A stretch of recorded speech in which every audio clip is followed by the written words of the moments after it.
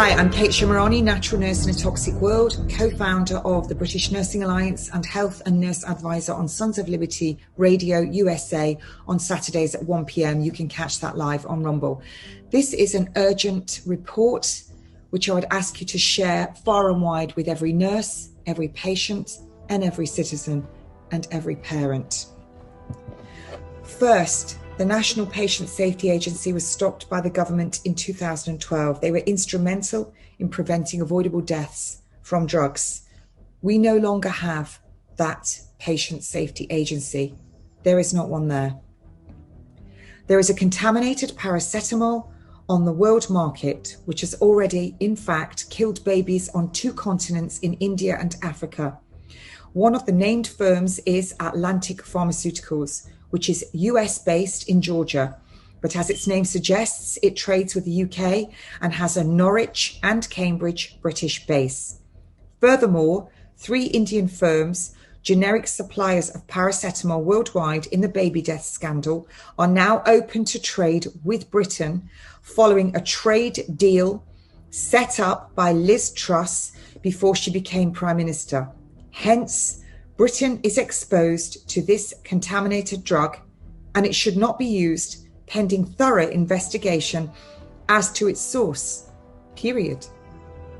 2.8 million packets came into the UK from India. Following the baby deaths from contaminated paracetamol in a cough medicine, all paracetamol from India requires testing for this contamination. Liz Truss not only added 330 billion to our debt, 2.37 trillion to 2.7 trillion in her failed PM role, but in her foreign commonwealth and developmental role, she opened up Britain to the paracetamol trade with no safety agency in situ. As the MHRA is unfit to practice following the French midazolam scandal, where packets were in French and the inserts were in French, the safety inserts that were removed, and the doctors and nurses then gave it, which they shouldn't have done. Britain is totally exposed to contaminated drugs right now.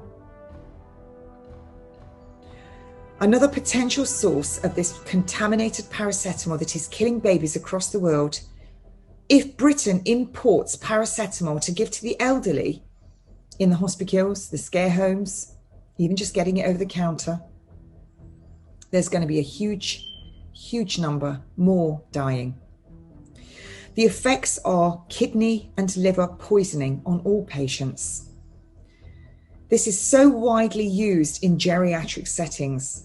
Atlantic Pharmaceuticals from America was named as a source of contaminated paracetamol that killed the babies in a cough medicine. And remember, as I've said, we've got now Atlantic Pharmaceuticals in Norwich and Cambridge. Following direct discussions between the UK's International Trade Secretary Liz Truss and her Indian counterpart Piyush Goyal, the ban was subsequently lifted, and the UK government on the 14th of April announced that the government of India had approved the export of 2.8 million packets of paracetamol to the UK, as I've already said. This is a great example of 2 countries coming together, especially now in a time of need. Folks, we've seen the morphine and midazolam murders, and they're ongoing, and we saw that we bought all the midazolam that France had. Now there's lorazepam coming.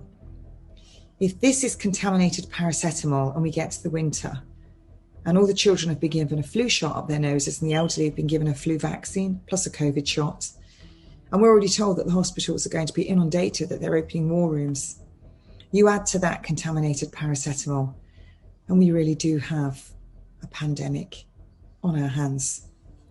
Please do share this wide and far. You've been listening to myself, Kate Shamarani, and a Natural Nurse Report. You can email me on naturalnurse@mail.com. If you wish to be a real nurse, British Nursing Alliance @mail.com, and you can follow us on Telegram. Thank you for listening to this urgent message.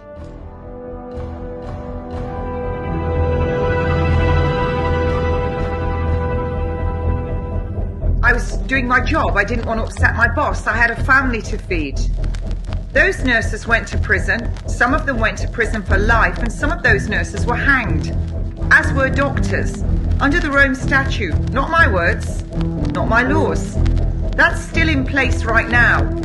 So if any nurse out there is listening and she thinks that she is protected by the management of the hospital she works in, the Nursing and Midwifery Council, that she's meant to be adhering to the code, the Royal College of Nursing, or even the police, she's not. She's not protected. He's not protected.